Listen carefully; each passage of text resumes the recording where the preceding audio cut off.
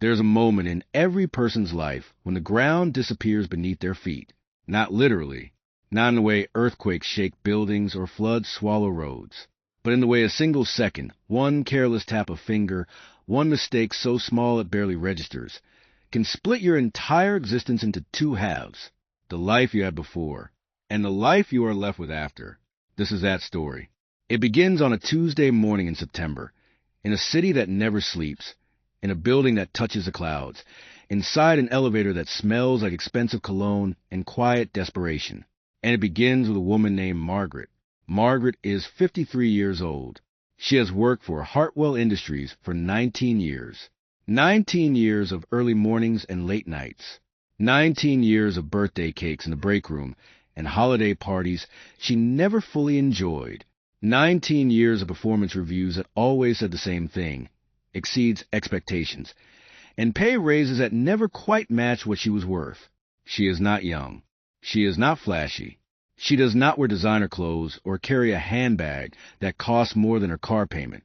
She wears sensible shoes because she is on her feet most of the day. She keeps a photograph of her daughter on her desk.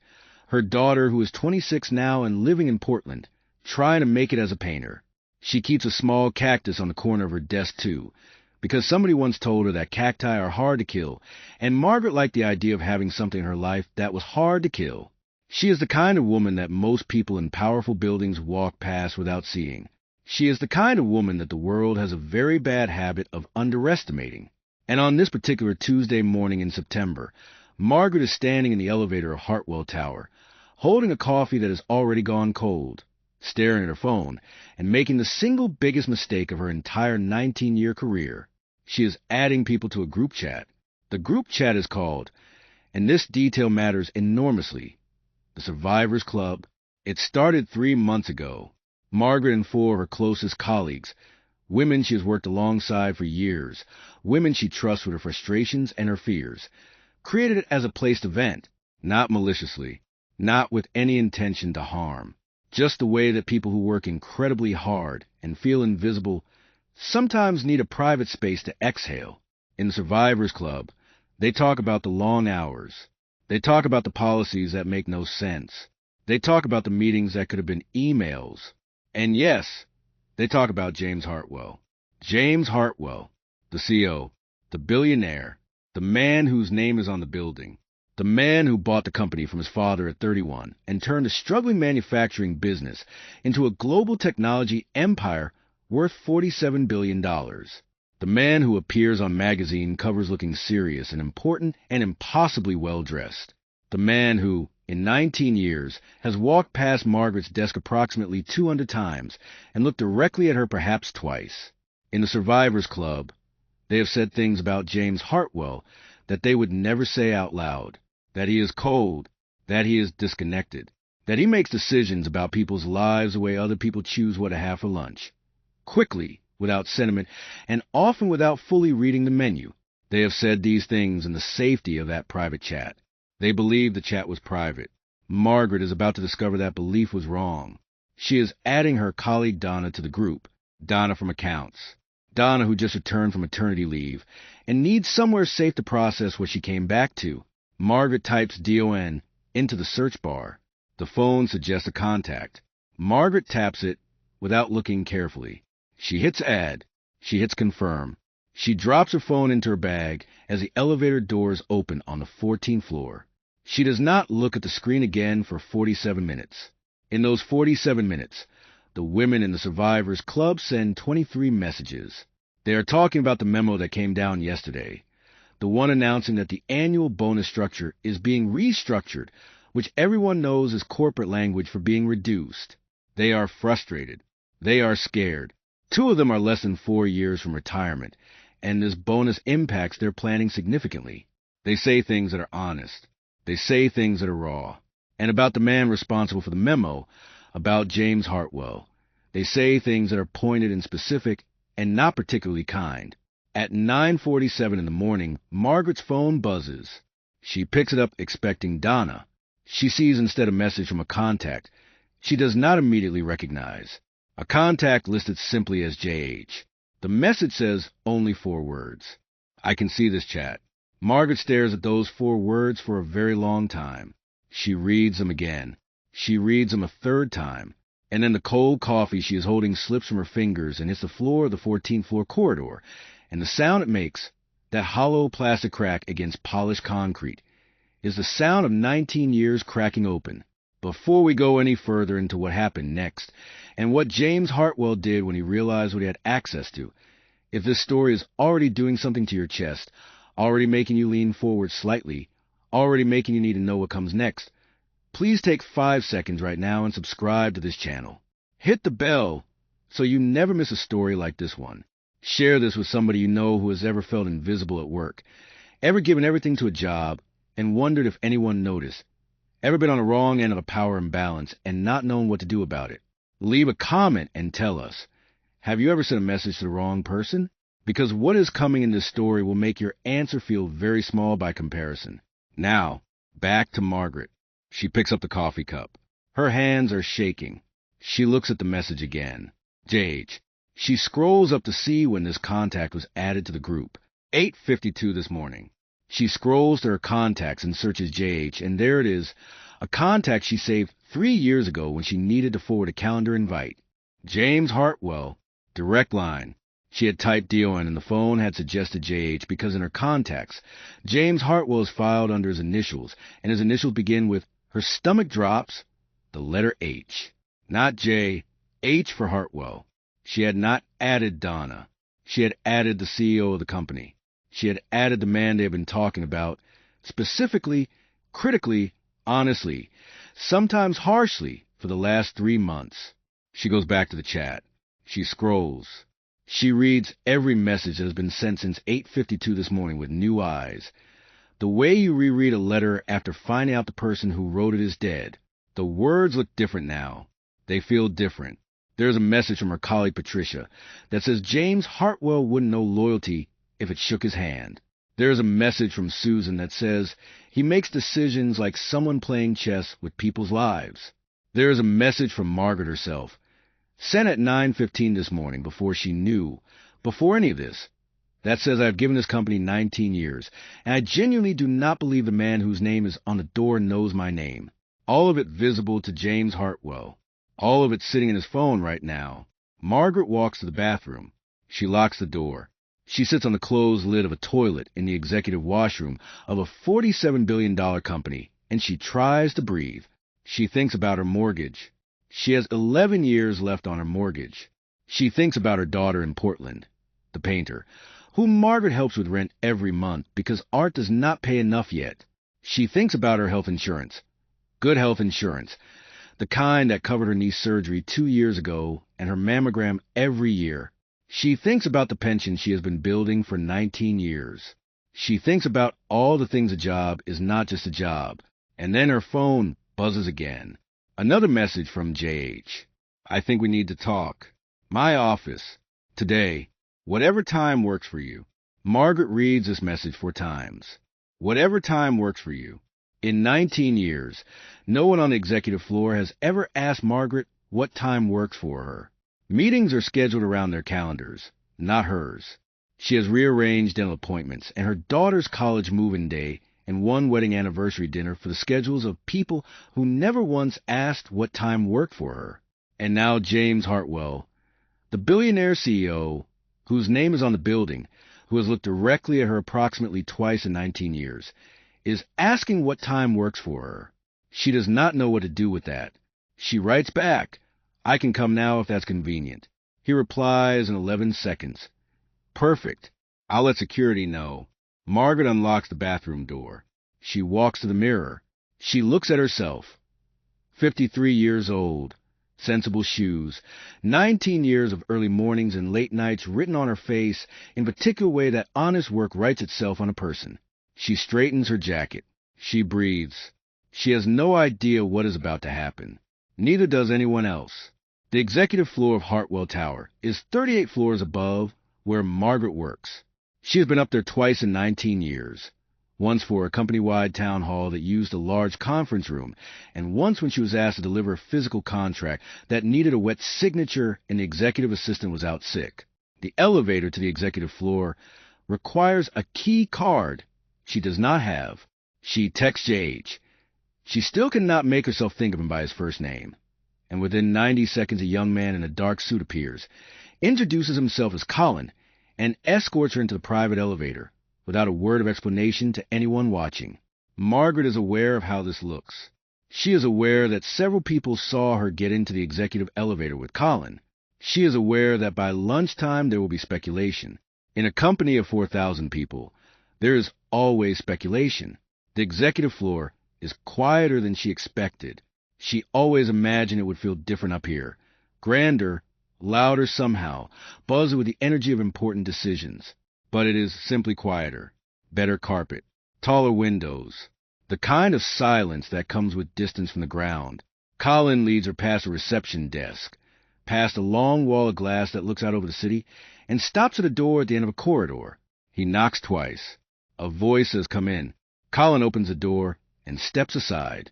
Margaret walks in. James Hartwell is standing at the window with his back to the room. He is taller than she expected, though she has seen him in person before. He is wearing a dark suit and no tie, which surprises her. He is looking out at the city, the way people look at things they own. He hears her come in, and he turns around. And here's the first thing that surprises Margaret about this moment. The first of many things that will surprise her about James Hartwell in the weeks to come. He looks tired. Not tired the way executives perform tiredness, rubbing their eyes in meetings to signal how much they sacrifice, how hard they work. Tired in the way that is quieter than that. Tired in the bone. Tired in the eyes. The kind of tired that sleep does not fix, because it is not that kind of tired. He is 51 years old. She knows this from his Wikipedia page, which she once read on a slow afternoon. He has been running this company for 20 years. He has been on the covers of magazines. He has been praised and criticized and analyzed and discussed. His divorce, 5 years ago, was covered in the financial press the way divorces of powerful men always are, with more attention to the business implications than to human ones. He looks like a man who has been alone in a very large room for a very long time. But Margaret does not let herself feel sympathy yet. She is too frightened for sympathy. She is standing in the office of the most powerful man she has ever been this close to, holding the knowledge that she accidentally showed him 3 months of private conversations in which she and her colleagues said things about him that were true but not kind, and she is waiting for the consequences of that. He gestures to a chair across from his desk. "Please, sit down." She sits. He sits across from her, not behind the desk, but in the chair beside it, which puts him at the same level, which she notices immediately. He says, "I want to start by telling you that I'm not angry." Margaret says nothing. She has learned, in 19 years of corporate life, that when someone powerful tells you they are not angry, the correct response is to wait and let them finish before you decide whether to believe them. He says, "I want to start by telling you that I'm not angry because I think the first thing you need to hear, the first thing I would need to hear in your position, is that this conversation is not about consequences for you or your colleagues." Margaret says, "With respect, that's a difficult thing to believe given the circumstances." He looks at her for a moment. Something shifts in his expression. Something that might be the beginning of respect. He says, "That's fair. Let me earn it then." And what James Hartwell says next, over the following 22 minutes, in that quiet office 38 floors above the city, with the September light coming through the windows and Margaret's heart still hammering in her chest, is not what she expected. It is not what anyone would have expected. He does not talk about the messages. He does not quote them back to her. He does not perform forgiveness or demand apology. He does not reach for the power in a room and use it the way powerful people almost always reach for power when it is available to them. Instead, James Hartwell asks Margaret a question. He says, "How long have you felt invisible here?" And Margaret, who has been prepared for anger, prepared for legal language, prepared for the careful professional conversation that precedes a termination, is so completely unprepared for that question that she answers it honestly. She says, 19 years. The silence after that is not uncomfortable. It is the silence of something true landing in a room and needing a moment to settle. He nods slowly, the way people nod when they are not nodding agreement, but nodding recognition. The way you nod when someone describes a thing you already knew but had not yet found words for. He says, "I think I've made this company into something I'm not sure I'm proud of." And I think I've done it so gradually that I didn't notice until someone showed me what it looks like from the inside. Margaret looks at him carefully. She is trying to read the room. She has been in corporate environments long enough to know that powerful men sometimes perform vulnerability the way they perform everything else, strategically, with an audience in mind. She is trying to determine if this is that. But there is something in his face that she cannot categorize as performance. It is something she will think about for a long time afterward, lying awake in a particular way that significant days make you lie awake, turning the moments over, examining them for cracks, for evidence that what felt real was actually theater. She does not find the cracks. Not on that first day. He asks her if she would be willing to meet with him again, informally, not as a formal employee feedback session, not with HR present, not as part of any official process, just a conversation. He says he wants to understand what the company looks like from her vantage point after 19 years of watching it closely from the 14th floor. Margaret says she will think about it. He says, "That's all I'm asking." She stands to leave. She is almost at the door when he says her name. She turns. He says, "I do know your name, Margaret. I've known it for a long time. I just wasn't sure you want to know that." She does not respond to this. She walks out of the office and onto the executive floor and into the elevator, and she presses the button for 14, and she stands very still as the elevator descends, and she does not let herself think about what just happened until she is back in the bathroom on the 14th floor with the door locked. And then she sits down on the closed lid of the toilet again, in her sensible shoes, in her 19-year-old jacket, and she puts her face in her hands. And she does not cry exactly, but she makes the sound that is just before crying. The sound that happens when something you have carried for a very long time is suddenly, without warning, acknowledged. The sound the body makes when it has been waiting to be seen. And finally, unexpectedly, it is, she tells no one about the meeting. Not that day. She goes back to her desk. She answers emails. She attends a 2 p.m. call about quarterly projections. She eats half a sandwich at her desk and throws the other half away. She waters her cactus. She looks at the photograph of her daughter. At 4:45, her colleague Patricia stops at her desk. Patricia is 56, 2 years older than Margaret, sharp and funny, and fiercely protective of the people she loves, which in this office primarily means Margaret and the other women in the Survivors Club. Patricia says, "Did you see JH hasn't responded to anything in the chat today?" Margaret says, "I noticed."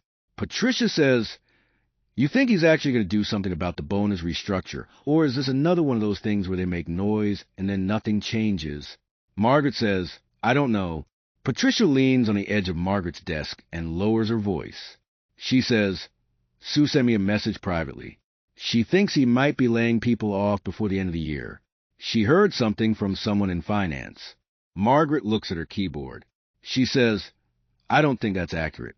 Patricia says, "How do you know?" And here's the moment, the first of many moments Margaret will face in the coming weeks, where she holds information that the people she loves do not have, and must decide what to do with it. She says, "I don't. I just think we should wait and see before we panic." Patricia studies her for a second with the precise attention of someone who has known another person for 19 years, and can detect a shift in their texture from 20 feet away. She says, "Are you okay?"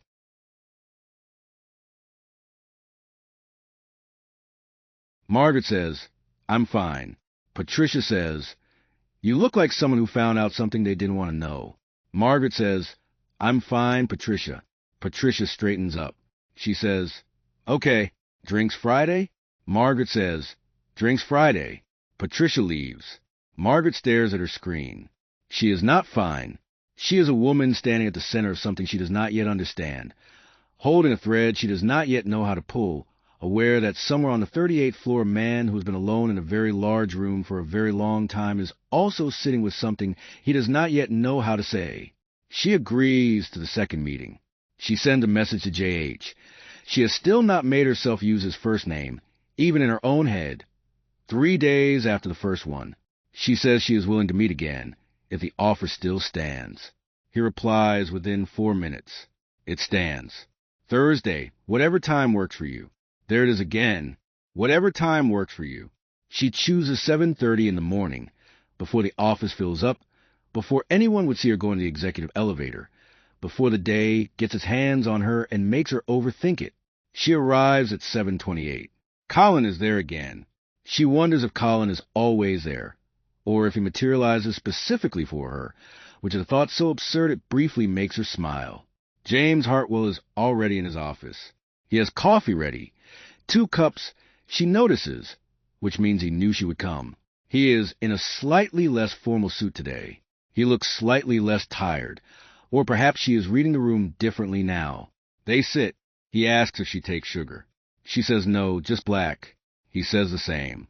She files this away without meaning to. He says, "Can I ask you something before we start?" She says, "You can ask." He says, "Why did you agree to come back?" She thinks about this honestly, which is a habit she has that some people find disarming. She actually thinks before she answers, in the way that has become rare. She says, "Because you didn't do what I expected you to do. And in 19 years, very few things in this building have surprised me. I wanted to understand why you didn't do it." He says, "What did you expect me to do?" She says, "Call HR, put me on a performance plan. Find a legal and procedurally correct way to make me and my colleagues feel the consequences of that conversation without technically doing anything wrong. That's the standard playbook, and you know it as well as I do." He looks at her steadily. He says, "You've seen that playbook used here before. It is not a question." She answers it anyway. She says, 3 times in 19 years. Each time to someone who raised a concern that was inconvenient for someone above them. Each time dressed up as a performance issue. Each time technically clean. He says nothing for a moment.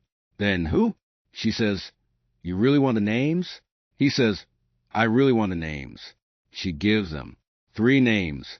3 people who are no longer at Hartwell Industries, who left quietly, who signed the kind of agreements that make leaving quiet, who Margaret has thought about over the years with the particular heaviness of a witness who said nothing.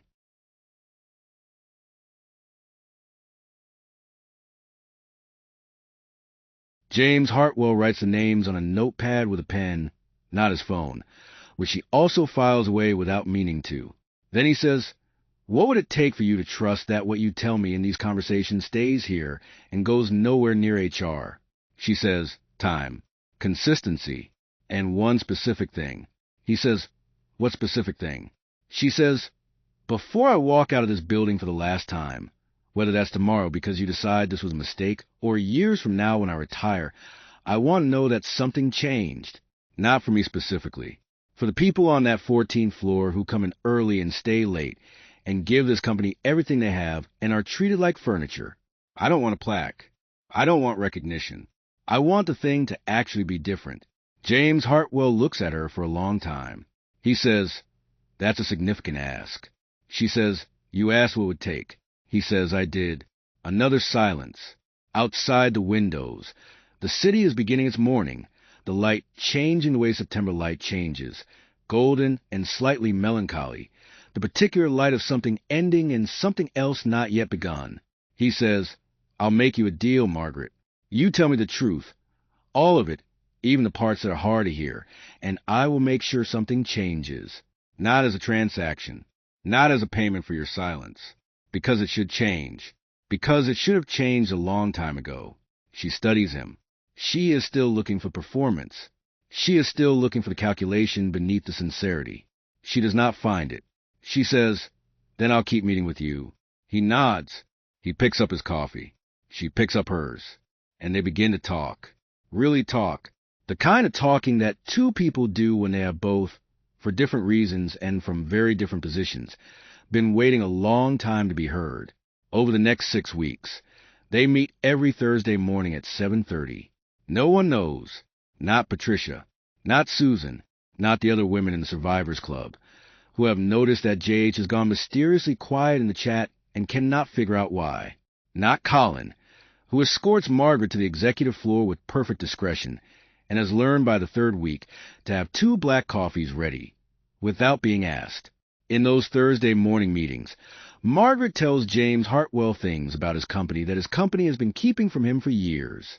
She tells him about the overtime that gets worked and never recorded because the culture has made people afraid to report it. She tells him about the manager on the 11th floor who has driven out 4 talented women in 3 years through a specific pattern of exclusion that everyone can see and no one will name. She tells him about the gap, the real gap, not the official one, between what men and women doing the same work at Hartwell Industries are paid. She has done the math herself, informally, over years, in a particular way that someone who feels the gap does the math. She shows him her numbers. He looks at them for a long time without speaking. She tells him about the culture of silence, the way that raising a concern is understood, implicitly and completely, to be the same as raising a target on yourself, the way people nod in meetings and say nothing, and then say what they actually think in group chats called the Survivors Club. She tells him about the bonus restructure and what it means to the women on her floor, specifically to the 2 who are close to retirement, specifically what the numbers mean to their planning, specifically how it landed, not as an abstraction, as a human thing, with names and faces and mortgage payments and daughters in Portland. James Hartwell listens to all of it. He asks clarifying questions. He takes notes by hand. He does not interrupt or explain or defend. He does not once say, "But you have to understand from a business perspective." He does not say, "I had no idea," as a way of absolving himself. When she finishes a particular point, he often sits with it for a moment before responding, in a way that has also become rare, actually sitting with the weight of what is just heard before reaching for a response. And Margaret, in those Thursday mornings, learns things about James Hartwell that she had not expected to learn. She learns that he has not been close to anyone in the company for years, not since his second in command, a man named Robert who was his genuine friend, died of a heart attack at 54, 3 years ago. She learns that Robert was the person who used to tell him the truth, who used to walk into his office and close the door and say, "Jim, I need you to hear something." She learns that since Robert died, no one has played that role, that the people around James Hartwell tell him what they believe he wants to hear, which is a thing that happens around powerful men with such consistency and such speed that the men often do not notice it happening until someone shows them what the world looks like without the filter. She learns that the divorce, the one the financial press covered with more attention to assets than to grief, was harder than anyone knew, that the woman who left was not wrong to leave, that what she said when she left was that she had stopped being married to a person and had started being married to a building, that he thinks about this more than he lets himself show. She learns that he comes in at 6 a.m. every day, that he leaves on most nights between 8 and 9 p.m., that in the 18 months since Robert died and in the years before it, he has had dinner alone more evenings than he has had dinner with another person. She learns that the man whose name is on the building is, in the specific, Margaret is 53 years old. She has been through things, her husband's illness, the slow years of it, and then the loss of him when her daughter was 14, and the particular education of raising a child alone while working full-time and trying to remain a whole person. She knows what loneliness looks like. She knows its specific texture. She knows how it sits on a person, even when everything around them says they should be fine. She does not say any of this to James Hartwell. It is not her place to say it, but she sees it, and seeing it changes something, not in a way of sympathy that excuses. She is not excusing anything. She is not softening her observations. She is not becoming a different kind of witness, but in the way of understanding that the thing they are really doing in these Thursday morning meetings is not only about corporate culture and pay gaps and broken systems. It is about 2 people who have been in the same building for 19 years, walking past each other in corridors, carrying the weight of their separate lives, and finally, accidentally, absurdly, because of a wrong tap on a phone screen, actually seeing each other. On the 5th Thursday, something different happens. Margaret arrives at 7:30. Colin has the coffees. She walks into the office, and James Hartwell is standing at the window, the way he was the first time. But something is different in the way he is standing. He turns when she comes in, and there is something in his face she has not seen before. She says, "What happened?" He says, "I reviewed the compensation data. The real data, not the HR summary. I had someone pull the raw numbers from payroll." He turns and walks to his desk and picks up a printed document and holds it out to her. She takes it. She looks at it. The gap is larger than she calculated. Significantly larger. Not in every department, but in 3 departments, including hers. The disparity is not a rounding error or a reflection of tenure or title. It is simply a gap with no defensible explanation, a gap that has existed, based on the date ranges on the document, for at least 11 years. She looks up from the document. He is watching her face. She says, "What are you going to do?" He says, "Fix it, fully and retroactively what the law allows, and beyond what the law requires where it doesn't." She says, "That's going to cost." He says, "I know what it's going to cost. I had the same calculation done." She says, "Your board is going to..." He says, "I know what my board is going to say." She looks at him. He says, "Margaret, you showed me something true.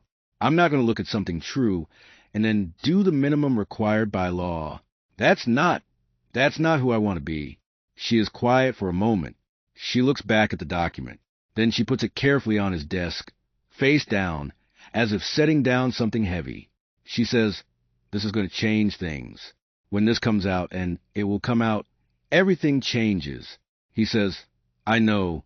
She says, "For you?" "For the company. People will want to know why now.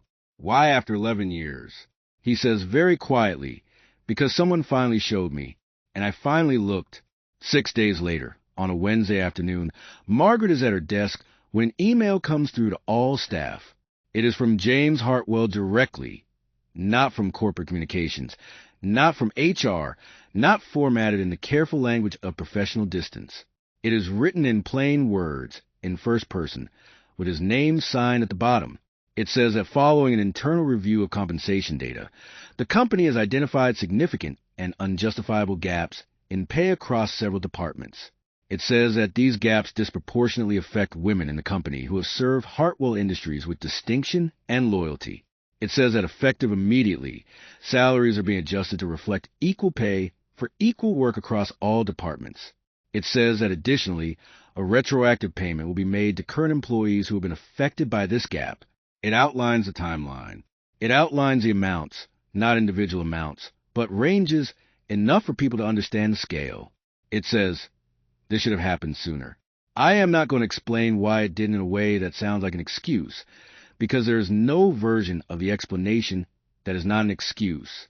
What I can tell you is that it is happening now, fully and without conditions.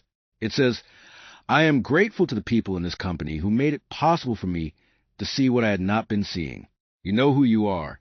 The email reaches Margaret's inbox at 3:47 p.m. on a Wednesday. By 3:52, her phone is buzzing with messages from Patricia.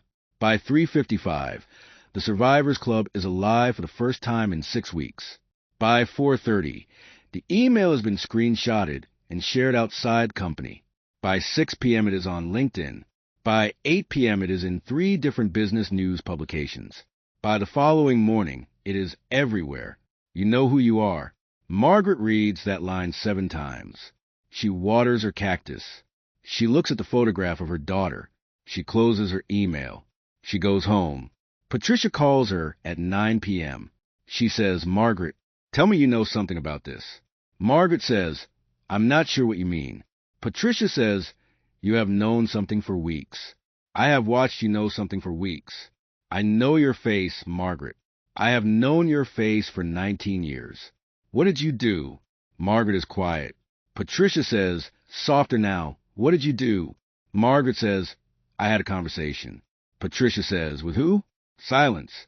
Patricia says, "Margaret." Silence. Patricia says, very quietly, "The elevator. 6 weeks ago. I saw you get in the executive elevator." Margaret says, "Patricia." Patricia says, "Are you telling me that you personally, are the reason for this email?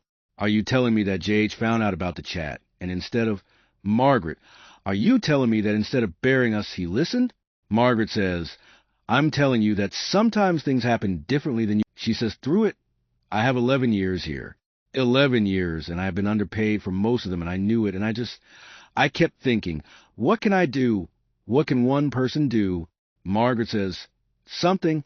One person can do something." Patricia says, "How did you know he would listen?" Margaret says, "I didn't." Patricia says, "You walked in there not knowing?" Margaret says, "I walked in there with sensible shoes and 19 years and the truth. That's all I had. The story, if it ended here, would already be remarkable, but it does not end here. Because three things happened in the weeks following the email that nobody, not Margaret, not Patricia, not the business journalists covering the story, not the people inside Hartwell Industries watching it unfold from their desks, nobody sees coming. The first thing is this. The board reacts. Not the way James Hartwell expected. Not quietly. Not internally. Not with the kind of private friction that powerful institutions manage behind closed doors. The board reacts publicly and badly. Two board members give interviews to a financial publication suggesting that the retroactive payment was made without full board approval and represents a governance concern. The word reckless is used. The word sentimental is used in a tone that makes a criticism. There is a suggestion, careful and lawyer but unmistakable, that James Hartwell's judgment may need to be reviewed.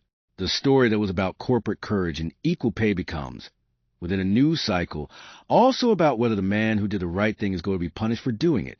Margaret reads this on a Saturday morning at her kitchen table with a cup of coffee that is not cold because she made it 3 minutes ago. She reads it twice. Then she picks up her phone.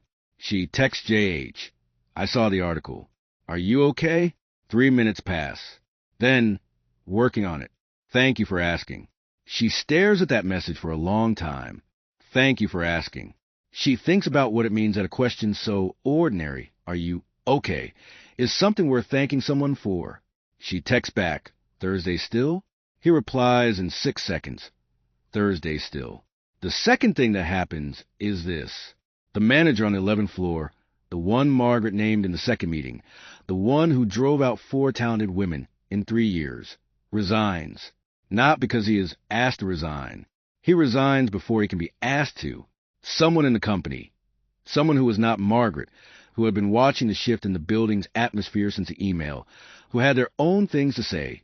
Someone sent HR a documented account of the pattern, with specifics, with dates, with the names of the 4 women who left.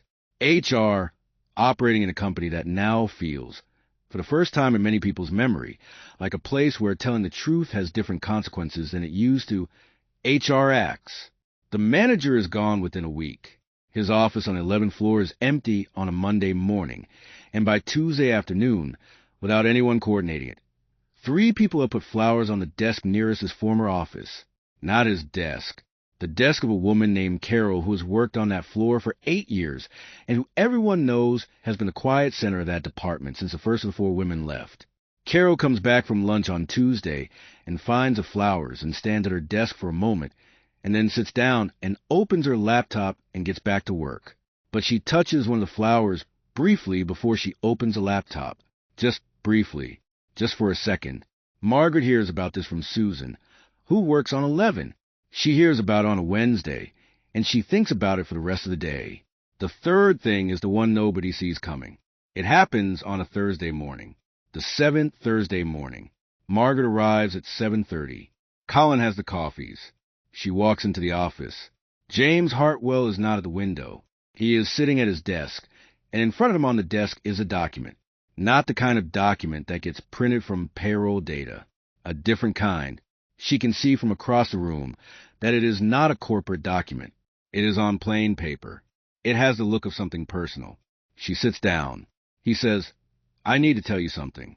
And I want to tell you before it becomes news, because I think you deserve to hear it from me directly. She says, all right. He says, I'm stepping down as CEO. The room holds this for a moment. He says, not because of the board. Not in the way they want. Not on their terms. Not as a concession to the people who call me sentimental. I'm stepping down because I've spent 20 years running this company, and in 20 years, I've had approximately 6 weeks of being honest with myself about what I built, and what it costs, and what I want the rest of my life to look like. And 6 weeks of honesty is more useful to me than 20 years of forward motion. Margaret says nothing for a moment. Then, where will you go? He says, I don't know yet. She says, what will you do? He says, I don't know yet. She says, that's a very honest answer. He says, I'm practicing. And something in the room shifts, something subtle, something in the quality of the silence. And Margaret realizes she is smiling, slightly, the way you smile at something that is sad and good at the same time. She says, who's taking over? He says, I recommended someone internal. Someone who's been in this building for 19 years, and who I believe understands it better than anyone else in the executive leadership currently does. She looks at him. He says, I haven't spoken to her about it yet. I wanted to know if you think she'd consider it. Margaret says, James. It is the first time she has used his name. It lands in the room like a thing that matters. She says, James, I am 53 years old, and I have sensible shoes and a 19-year-old jacket and a cactus on my desk. He says, I know. She says, I have never managed more than a department of 12. He says, I know, knows what it costs to give 19 years to something and feel invisible, and who would spend every day making sure other people don't feel that way. Because I've spent 6 weeks watching how you think, and I've worked with a lot of people, and I know the difference. Margaret looks at the document on the desk. She says, what does that say? He says, it's a letter to the board, recommending you as interim CEO while a formal search is conducted. The formal search will likely find someone else. That's the political reality. But interim matters. Interim is 4 to 6 months. 4 to 6 months of actually doing the thing. She is quiet for a long time. Outside the windows, the city is doing what cities do, moving, building, refusing to stop. The light is October now. Thinner than September, cleaner, the kind of light that shows edges clearly. She says, if I say yes, if I walk into that boardroom, and I take that interim position, they will come for me. You know that. He says, yes. She says, they will question my qualifications. They will question the process. They will question why you chose me and what that says about your judgment and whether any of this was. They will imply things. He says, yes. She says, and I will be doing this without you in the building. He says, you won't need me in the building. She looks at him. He says, Margaret, you walked into my office 6 weeks ago with sensible shoes and 19 years and the truth. You need me then either. She takes 2 days. She does not tell Patricia. She does not tell Susan. She does not call her daughter in Portland. Though she thinks about it, picks up the phone twice, puts it down. This decision, she understands, must be made in her own voice, in her own silence, without the weight of other people's hopes or fears around it. She walks. She is a person who thinks best when she walks. And on those 2 evenings, she walks longer than usual through the streets of the city, passing ordinary things, the grocery stores, the dry cleaners, the neighbors with their dogs, the children on the corner, all the texture of a regular life that she has built carefully, quietly, over 53 years. She thinks about the woman who told her she could either move forward or move on, and she would be fine either way. And that woman was herself, standing in the bathroom on the 14th floor with cold coffee on the floor, trying to breathe. She thinks about the 3 people who were managed out, about the 4 women on the 11th floor, about Patricia crying quietly on the phone, about Carol touching the flowers on a Tuesday afternoon. She thinks about what it means to have something to do with the world looking different after you than it did before you. She calls her daughter on the 2nd evening. Her daughter says, Mom, what's going on? Not a question, a statement, because daughters know. Margaret says, I've been offered something. Her daughter says, what kind of something? Margaret tells her. All of it. The group chat, the wrong tap on the phone, the executive elevator, the Thursday mornings, the email, the board, the document on the desk. Her daughter is quiet for a long time. Then she says, Mom. Margaret says, I know. Her daughter says, Mom, you have to do it. Margaret says, it's going to be hard. Her daughter says, everything you've ever done that mattered was hard. Margaret says, I'm 53. Her daughter says, yes, and? Margaret says, I have sensible shoes. Her daughter says, and her voice is a particular voice of someone laughing and cry at the same time. Mom, where the shoes? Walk in there in the shoes. She sends a text to JH at 11:43 p.m. on the 2nd night. It says, yes, on one condition. He responds at 11:46. Name it. She writes, the 3 people, the ones I named. I want the company to reach out, not to buy their silence, to acknowledge what happened, whatever form that takes legally, but they deserve to be acknowledged. The response takes 4 minutes, longer than his usual responses. She imagines him in his apartment, wherever it is, in the quiet of a late night, looking at her message. He writes, already in process. I started it after our second meeting. I should have told you sooner. She stares at that. She writes, you started it after our second meeting. He writes, you named them. I wasn't going to let that go nowhere. She holds her phone for a long time. She writes, Thursday morning. I'll be there. He writes, I know you will. She tells Patricia on a Thursday evening. Oh, the drinks they've been having on Fridays for 11 years, but moved to Thursday this week for reasons Patricia does not yet know. They are at the bar they always go to, a neighborhood place, not fancy. The kind of bar that's been there for 20 years and will probably be there for 20 more, with the same bartender who knows their order and brings it without being asked. Margaret says, I need to tell you something. Patricia says, I've been waiting. Margaret says, I know. She tells her. Patricia listens the way she always listens. Completely, without interrupting, with her full attention, which is one of the things Margaret loves most about her. When Margaret finishes, Patricia picks up her drink. She takes a sip. She puts it down. She looks at the bar. She says, Interim CEO. Margaret says, Yes. Patricia says, You? Margaret says, Me? Patricia looks at her. Then she says, and this is a thing Margaret will remember, the thing she will carry into every difficult room she will walk into in the months to come. She says, Of course it's you. Who else would it ever be? The announcement goes out on a Monday. It goes out in a company-wide email, again from James Hartwell directly, again in plain words, again in first person. It announces his decision to step down. It announces his recommendation of Margaret as interim CEO. It says that in 20 years of running this company, he has met many talented people, and that the most talented person he has encountered in a long time is someone who's been on the 14th floor for 19 years, and who it took him far too long to notice, and that this is itself a lesson he intends to spend the rest of his professional life applying. It does not mention the group chat. It does not mention the elevator. It does not mention the Thursday mornings. The reaction inside the building is immediate and enormous.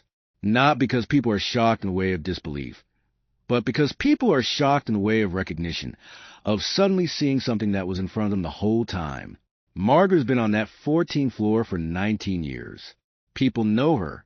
They know the cactus on her desk and the photograph of her daughter, and the fact that she always knows your name and asks about the things you mentioned once in passing, and actually listens to the answer. The reaction outside the building is also large and fast, in the way that stories are large and fast now. The email from James Hartwell lands in the same news cycle as the original equal pay email, and the story becomes one story, a story about a company that looked at itself honestly and changed, and the woman who made it possible. No one outside the building knows the full story, but they know enough, and what they know is enough to matter. The board meeting is on a Wednesday. Margaret walks in wearing her sensible shoes. There are 11 people in the room. She knows 3 of them by name and by reputation. The other 8 she knows by title and by the particular way that people who have held power for a long time hold themselves in rooms. The slight lean back, the careful neutral expression, the measured speech that says, we're always in control here. She sits at the table. She opens a folder. She does not perform confidence. She does not have the years of practice at performance that the people across the table from her have. Instead, she is simply what she is. A woman with 19 years of information, 7 Thursday mornings, and the truth. The first board member who speaks says, Margaret, we want to be transparent with you that there are concerns about the process by which... Margaret says, I know what the concerns are. Can I make a suggestion? He pauses. He is not accustomed to being interrupted, even politely. He says, please. She says, instead of the process concerns, let's talk about what I'm actually going to do. Because the process concerns are really a proxy for the performance concerns. And the performance concerns are really the question of whether someone from the 14th floor can lead this company at this level. I'd like to address that question directly. I think it's more efficient, and I think we'll all leave this room with more than if we spend 2 hours on procedural questions. Silence around the table. She opens a folder. She says, in my 19 years at this company, I have watched 3 things happen consistently, and I have specific proposals for each of them. She presents for 40 minutes, without notes, because these are not researched arguments. These are 19 years of observation organized into clarity. She presents on the retention problem, the talent this company has lost and the cost of that loss, put into numbers. She presents on the management gap, the difference between what good management looks like at this company and what middle management has become, with proposals. She presents on culture, not in the language of corporate culture workshops, but in the plain language of what it costs a company when the people who do the most work feel the least seen, broken down into productivity numbers and turnover statistics, and, at the end, one quiet sentence. And when the cost is as clear, the only question worth asking is why we've been paying it for so long. She closes the folder. The room is quiet. The board member who spoke first looks at her for a moment. Then he looks at the document in front of him. Then he looks at the other board members. He says, "We'll need time to deliberate." Margaret says, "Of course. I'll be on the 14th floor." She stands. She picks up her folder. She walks out of the boardroom and into the corridor and toward the elevator. She does not look back. She presses the button for 14. The elevator descends. She goes to her desk. She waters her cactus. She looks at the photograph of her daughter. She opens her email. At 4:18 p.m., she receives an email from the board chair. It says, "Interim appointment confirmed, effective the 1st of next month. Welcome, Ms. Margaret." She reads it once. She forwards it to one number. Just one. JH. His response comes in 40 seconds. It says, "I never had any doubt." She puts down the phone. She looks at her cactus. She looks at the city through the window of the 14th floor, the view she has had for 19 years, the view that is about to change. She thinks about Tuesday mornings, about cold coffee and elevator buttons, and the particular way a wrong tap on a phone screen can split a life into before and after. She thinks about what her daughter said. Wear the shoes. Walk in there in the shoes. She looks down at her shoes. She smiles. The 1st of the month arrives on a Thursday. Margaret takes the executive elevator for the first time without Colin. She has her own key card now. She presses the button for 38 herself. The elevator rises. Through the glass walls of the elevator shaft, the city falls away beneath her. All of it. The streets and the buildings and the ordinary lives and the morning light in the 19 years. All of it drops away and she rises through it. And she is not the same woman who dropped a cup of cold coffee on a corridor floor 6 weeks ago. And she is entirely the same woman. And both of these things are true at the same time. The elevator stops. The doors open. She steps out onto the executive floor. The carpet is the same. The tall windows are the same. The silence is the same. She walks down the corridor. She passes a reception desk. She passes a wall of glass overlooking the city. She reaches the door at the end of the corridor. She opens it. She steps inside. She puts her folder on the desk that is now her desk. She pulls out the chair. She sits down. She looks out the windows at the city. Then she reaches into her bag and pulls out 2 things. The first is a photograph of her daughter. The second is a small cactus in a terracotta pot. She places the photograph on the left side of the desk. She places the cactus on the right. She opens her laptop. She begins.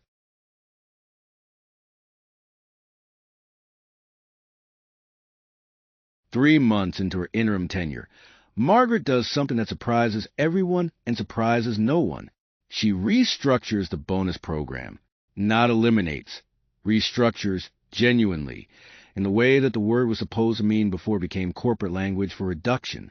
She designs it so that the performance metrics include departmental health indicators, retention, internal feedback scores, the kinds of measures that capture whether people feel seen and heard and treated fairly, alongside the revenue metrics. She presents the new structure to the board herself. The board approves it, not unanimously, but they approve it. She restores 2 of the 3 positions that were quietly eliminated in the years before she took the role, positions that the people who held her were told were being made redundant for business reasons, but that Margaret, with 19 years of institutional knowledge, understands were eliminated because the people in them were inconvenient. She sits in on 3 interviews for a junior hire on the 11th floor, and afterwards speaks privately with the hiring manager, Carol, who has grown into her desk in the months since the flowers appeared, and tells her what she saw and what she would have done differently, not as a correction, as a conversation between two people who both want to get it right. She gets an email in the second month from one of the three people whose names she gave to James Hartwell. The email is 2 paragraphs.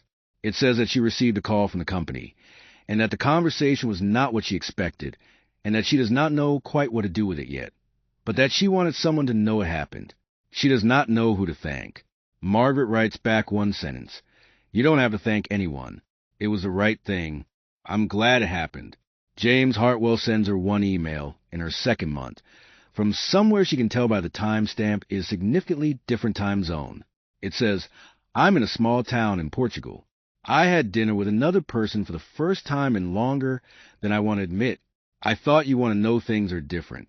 She reads this at her desk on the 38th floor. She looks at her cactus. She looks at her daughter's photograph. She looks at the city through the windows. She writes back, that's the best email I've received in 19 years. He writes back, only 19? She laughs, out loud in the quiet office. A real laugh, the kind that surprises you by arriving. She puts the phone down. She picks up the next document on her desk. She reads it carefully. She picks up her pen. She begins. The formal search concludes in the 5th month.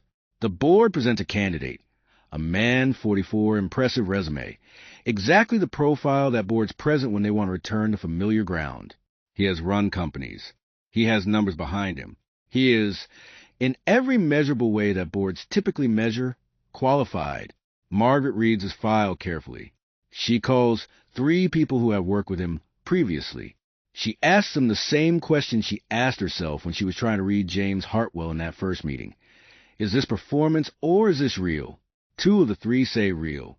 One says mostly real with a learning curve on listening. She presents her assessment to the board. She says he is a strong candidate. She says she has 3 conditions for her endorsement. 3 structural commitments she wants built into his contract and into the company's governance framework. Commitments that survive regardless of who is sitting in the chair on the 38th floor. The board deliberates for 4 days. They come back with 2 of the 3 conditions accepted and 1 modified. Margaret negotiates a third for 6 hours over 2 meetings.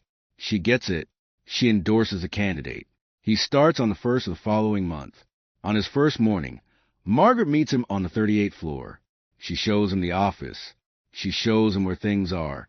She has cleared her things, the photograph, the cactus, with the exception of one thing she has deliberately left. On the right corner of the desk, she has left a small handwritten note. It says, the view from here is a privilege. So is the truth you'll hear from the floors below. Listen to it. 19 years of experience is not a footnote. It is the whole story. She does not sign it. He reads it while she watches. He looks up. He says, who left this? She says, someone who was here for a while. She picks up her bag. She walks to the door. He says, Margaret. She turns. He says, thank you. She nods. She walks out. She takes the elevator down to the 14th floor, where her original desk is waiting, cleared by someone else a month she was gone, but somehow exactly as she left it, in a way that spaces hold the shape of the people who occupy them long enough. She sits down. She plugs in her laptop. She puts the photograph of her daughter on the left side. She puts the cactus on the right. She opens her email. Patricia appears at the edge of her desk. She is holding 2 cups of coffee. She puts one down in front of Margaret. She says, welcome back. Margaret says, I was only gone 5 months. Patricia says, I know. It felt longer. Margaret picks up the coffee. It is hot. She takes a sip. Outside the window of the 14th floor, the city is doing what cities do, moving, building, refusing to stop. The light is spring now, different from September, different from October, the kind of light that is about beginning rather than ending, the kind of light that makes even familiar things look new.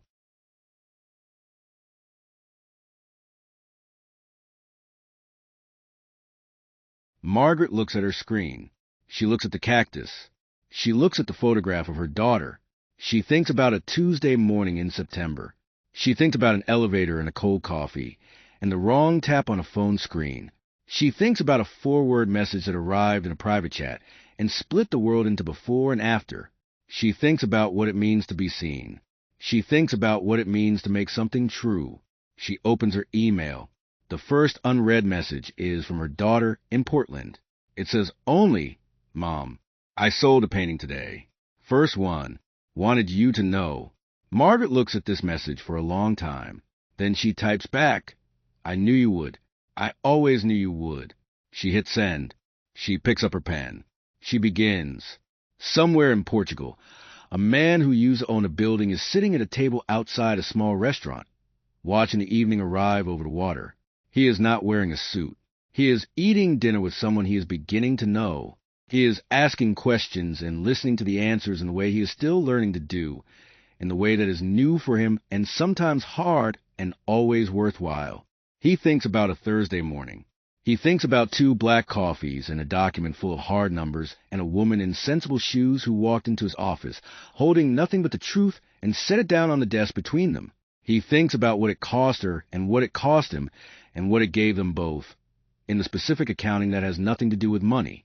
He is not running anything anymore. He is living something instead. He thinks this distinction matters enormously. He thinks it might be the most important thing he has learned in 51 years.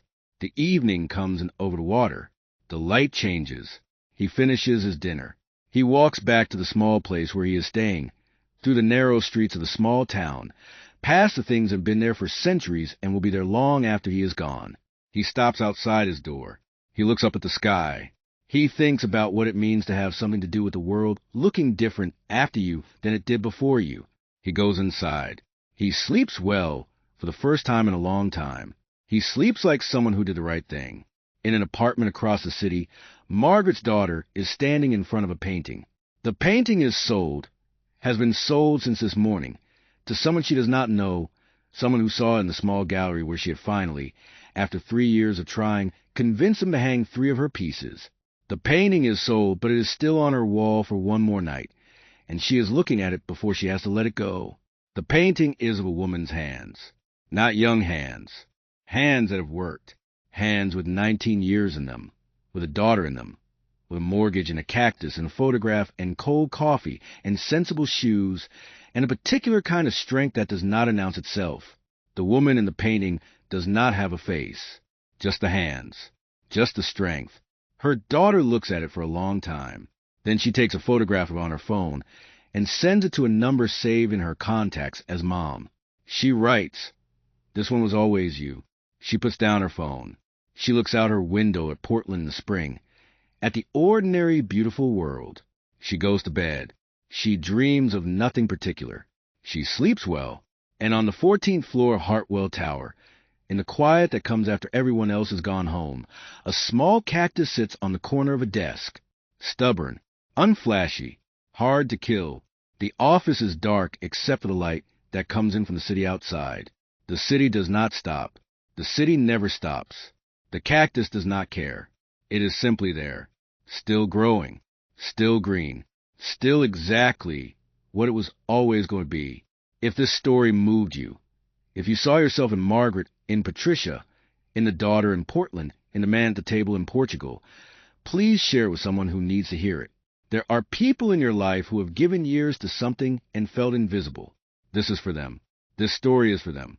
They deserve to know that the wrong tap on a phone screen can change everything.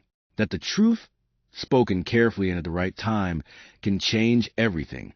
That sometimes the most powerful thing a person can carry into a room is not a title, or a resume, or a strategy. Sometimes it is just 19 years and sensible shoes and the willingness to tell the truth. That is always enough. That has always been enough.